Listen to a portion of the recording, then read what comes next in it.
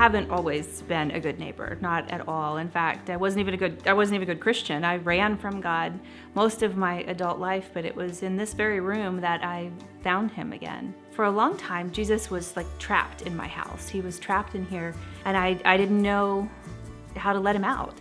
And I didn't really know that I wanted to let him out because it was scary.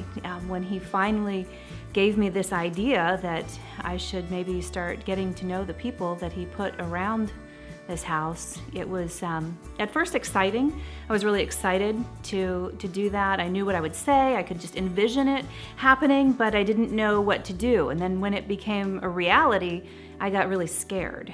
As God broke my heart for these people living around me, he showed me that my fears had become my excuses as to why I wasn't just not sharing my faith, I wasn't sharing my life with people. I was isolated in my church world, and I was selfish with my time.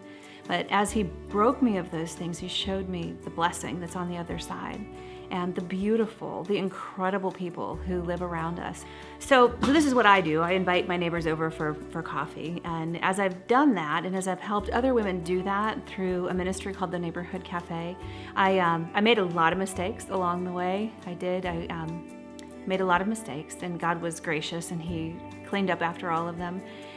But some things actually worked, and so as they did, I kept track of things and what worked and what didn't, and how women responded or what turned them off, that they didn't respond. And I learned what was natural and what felt weird.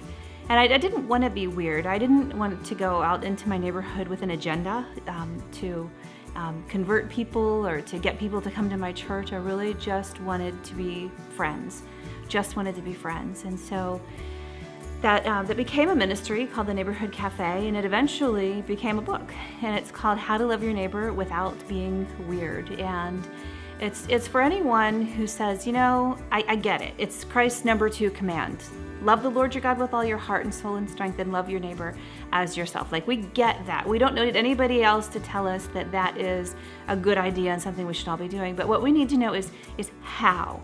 How do we do that? What does that look like? Because for a long time I thought that would look like walking my neighbors down the Roman road and putting a fish bumper sticker on my car, or wearing Jesus jewelry to the grocery store, or sending money to missionaries around the world. And that was what I wanted my witness to be. It's just something that was kind of removed from me, that didn't feel quite as scary as a face-to-face confrontation or conversation even with somebody who just lived around me. So we don't need anybody else to tell us that we should love our neighbor, but we do need to know how we should love our neighbor. And so the book and my website are just full of things I've learned, things other people have learned, and just tips and tools, and none of them are set in stone, because God made each of us so different. We've got introverts and extroverts, and people who live in small apartments and big city houses and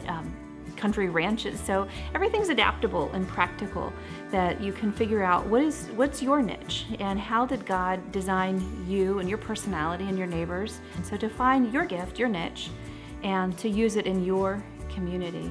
And then also to just not be weird doing it, because we don't want to be sold on something. We don't want to have someone check us off of their list like they did their good Christian deed for the day. We want people who just really care about us. We think that as Christians, when God says love our neighbor, it means to convert our neighbor. But Jesus didn't go around to Israeli neighborhoods and invite people into the synagogue. He just sat down at their table in their house, and he just did life with them right there in the house. As I have loved my real life neighbors, the people living right next door, and as I've researched this and looked into what scientists and archaeologists are discovering, it's really amazing the way when a community comes together, when neighbors know one another, when they know each other's names, and when they do things together outside of their homes, when they do things together, it actually makes the entire community safer. Loving God takes care of our eternity. When you love God and you worship Him with all your heart, your eternity is sealed. But then loving our neighbor, that takes care of today. It improves like everyday living right here on earth. It brings heaven down to earth. And in the process, you take a lot of people to heaven with you. So my neighbors just left. A few minutes ago, this room was filled with women, neighbors and friends, and a friend of a friend and friends from church. And it was exhilarating, really, but it's also a little exhausting. Getting ready, cleaning the house, figuring out what we're going to talk about, just investing in their lives. But it is so absolutely worth it. I wouldn't do anything every other Friday morning other than this, what we've been doing. There are a gazillion other ways God has made you to love your neighbor. And if you want to find out some of them, check out my book. It's called How to Love Your Neighbor Without Being Weird. Check out my website, howtoloveyourneighbor.com. Tons of free stuff on there. We're always adding to it. I just want people to experience the same joy that I have found in not only obeying the Lord's command, but in discovering these incredible people who live right around my house.